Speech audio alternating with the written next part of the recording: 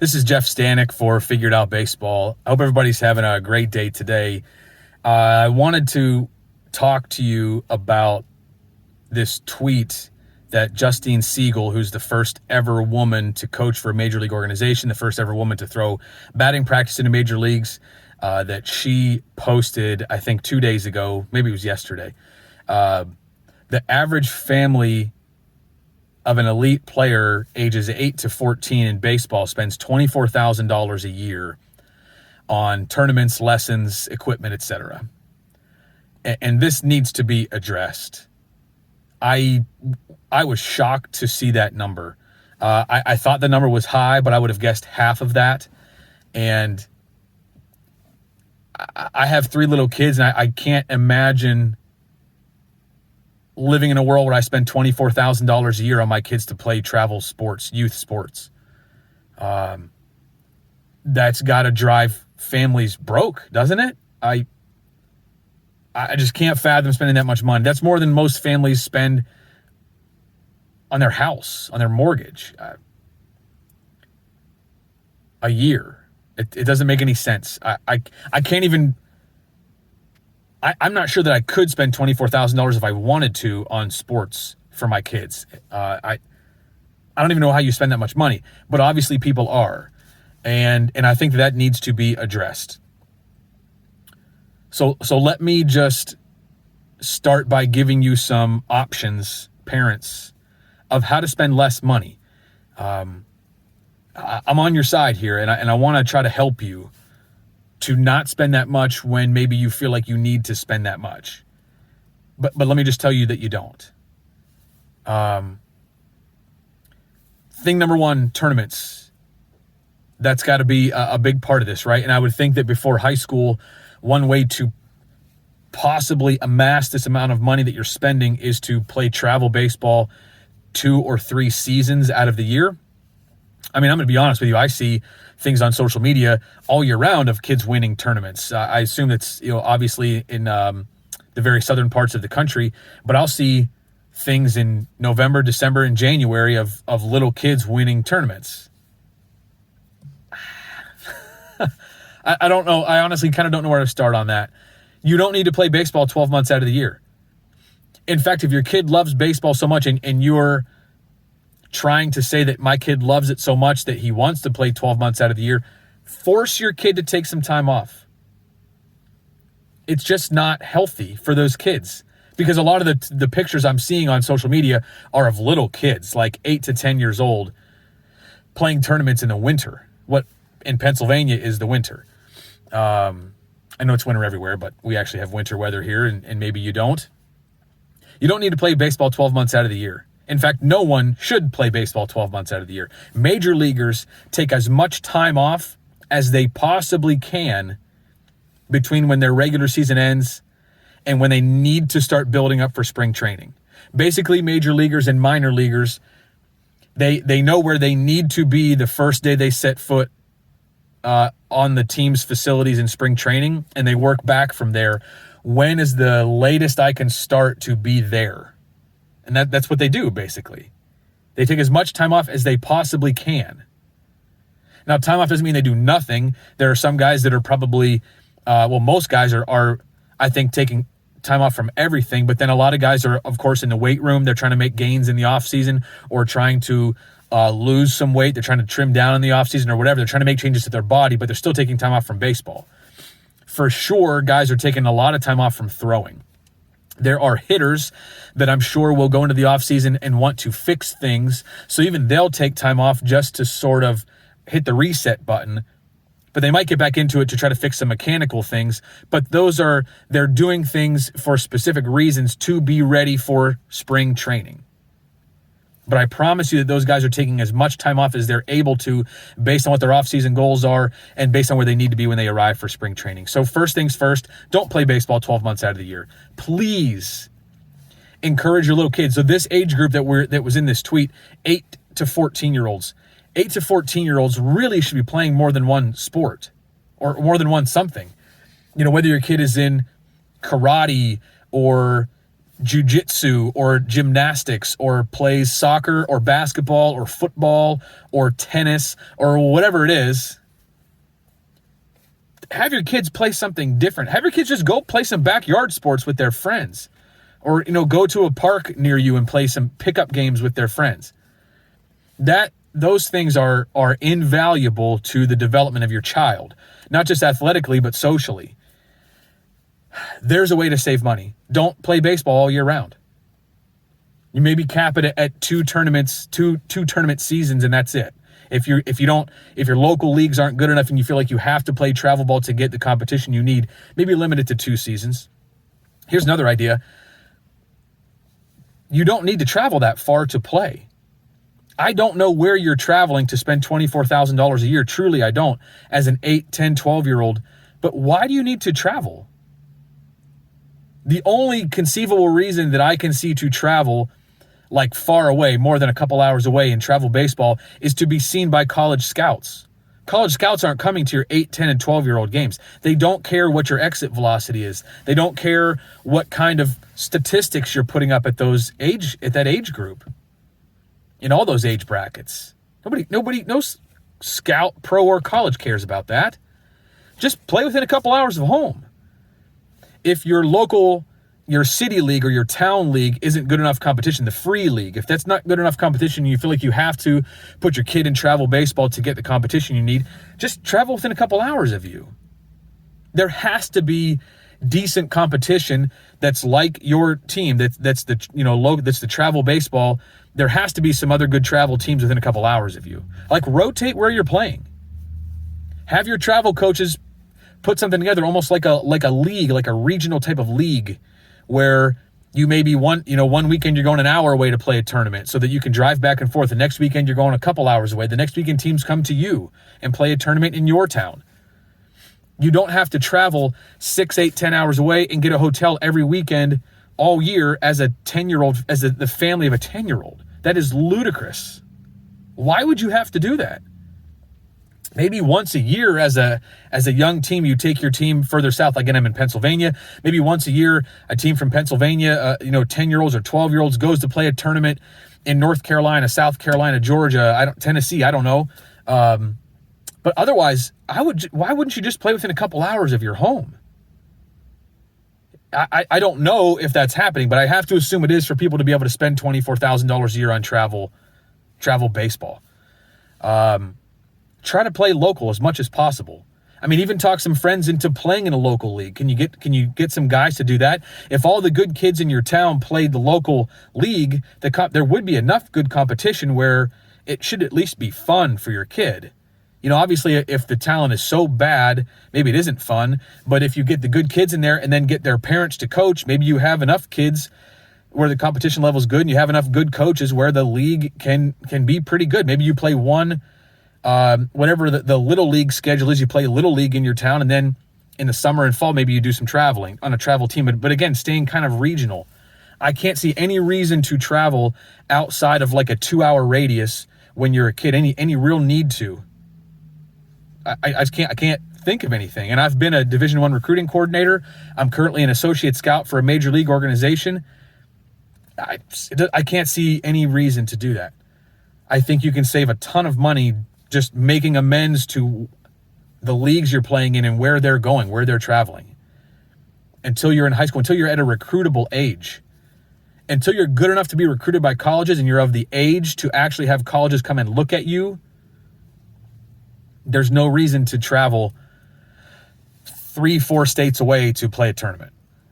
Other than maybe, like I said, once a year just for fun, just to kind of get the kids out of the area and do something cool, do something special.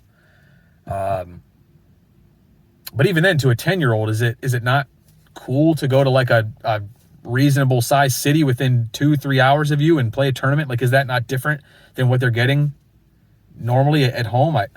Anyway, next thing. Let's talk about lessons. You don't need to get lessons 12 months out of the year. No reason in the world to get lessons 12 months out of the year. There's no reason in the world to get lessons 11 months out of the year. There's no reason on earth to get lessons 10 months out of the year, if we're being honest with each other.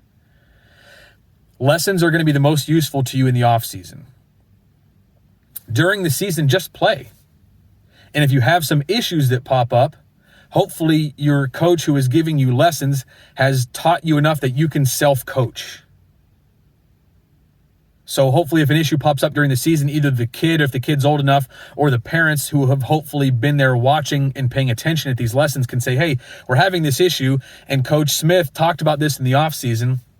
When this is happening, this might be it, and there's a drill that we can do to try to get out of that, to try to fix this issue, right? Hopefully your coaches are doing that. Hopefully your coaches are allowing you and giving you the knowledge to be able to coach yourself. In the off season, you should be getting lessons to fix any mechanical flaws. If there are no mechanical flaws, there are reasons to get lessons to progress to sort of the next level. Mechanics of a 10-year-old, whether you're a hitter or a pitcher, should not be the same as mechanics of an 18-year-old or a 22-year-old. No matter what anybody tells you, they shouldn't be the same. There's no reason for a 10-year-old to be trying to hit like most major leaguers who are trying to hit the ball over the wall. There's no reason to do that as a 10-year-old, a 12-year-old. If you're a 14, 15-year-old and you're 5'10", 140 pounds, why would you be trying to hit the ball over the wall? It doesn't make any logical sense. When you're strong enough to hit the ball over the wall of a big field on a regular basis, that's when you should be trying to hit the ball over the wall. Until then, you should have different mechanics. You should have a different approach to how you're going to have success. Same thing on the mound. I have to believe that, I'm not a pitching coach, but I have to believe that as you get older, your mechanics can get a little more complex is not the right word, but a little more advanced, right? There are certain advanced mechanics that as you get older and you begin to have a feel for your body and you can feel from one pitch to the next things that are happening and you can understand some more complex ways that your body moves.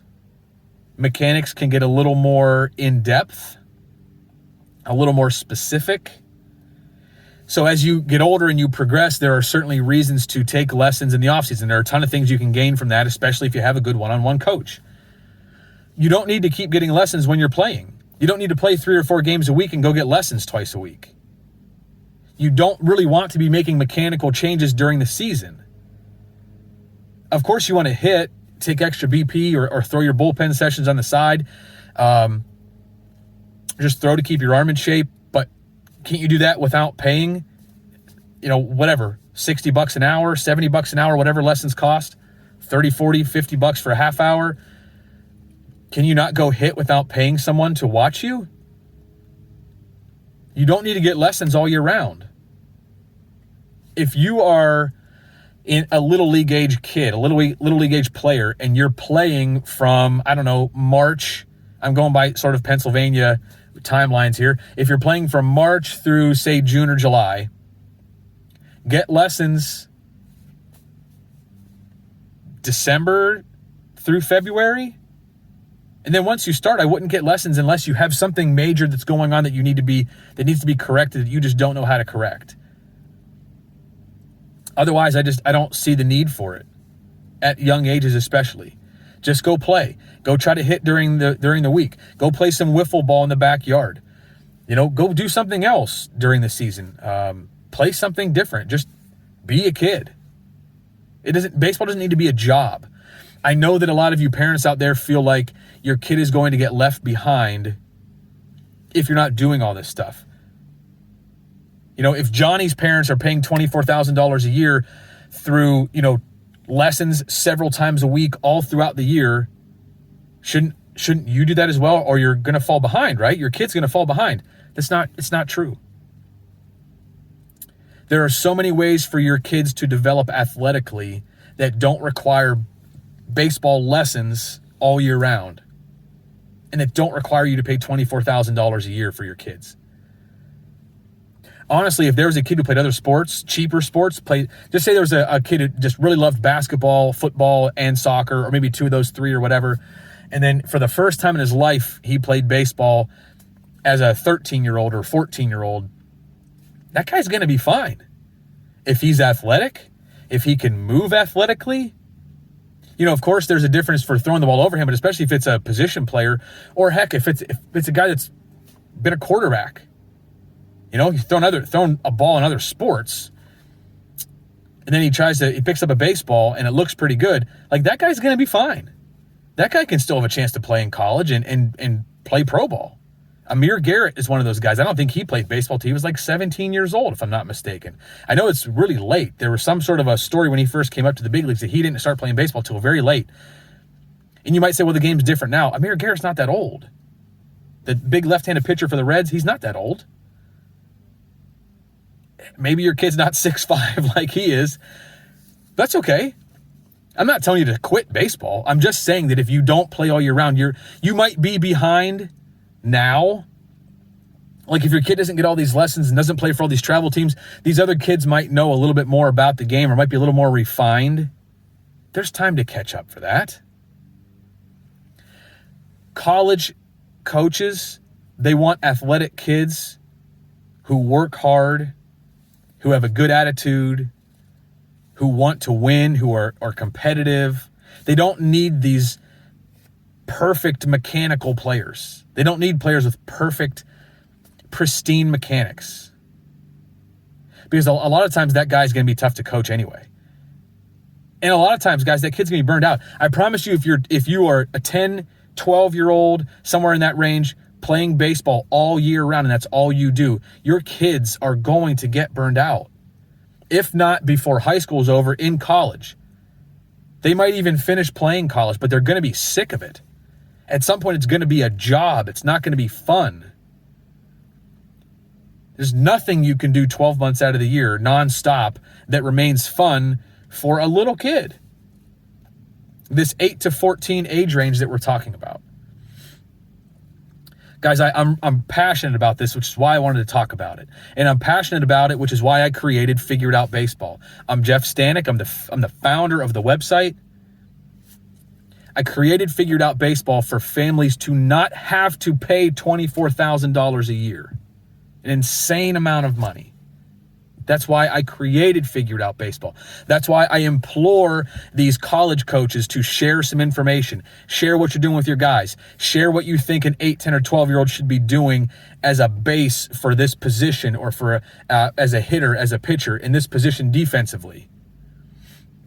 That's why we do what we do at Figure It Out Baseball. We're not doing it to make money. I'll tell you a little secret. Guess how much money I've ever made from Figure It Out Baseball? $0. I have never made $1 from Figure It Out Baseball. Other people have. I pay other people to do things, but guess where that money's coming from? You see this shirt? This is not the shirt of a guy that does baseball, does nothing but baseball, makes a living on baseball. This is a guy who has another job. I put money out of my pocket for Figure It Out Baseball. I have an investor who writes a check every month to support Figure It Out Baseball. Why is that? Because we think this is so important. It's so important for you families to have another resource. It's so important for you families to have someone guiding you.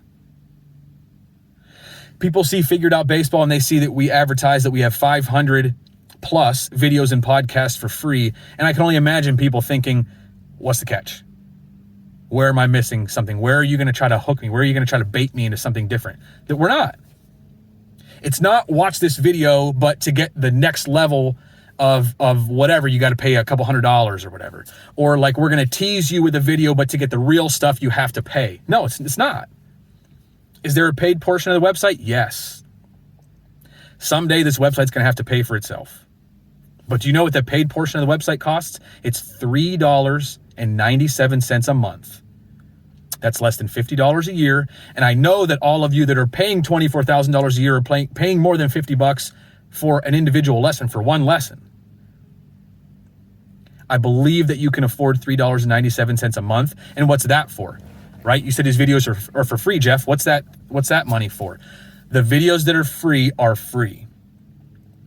But as of a month or two ago, the only thing we add to the free portion of the website are podcasts. We have a free podcast series that's always going to be free. So we'll continue to add videos to that part of the website that are podcasts.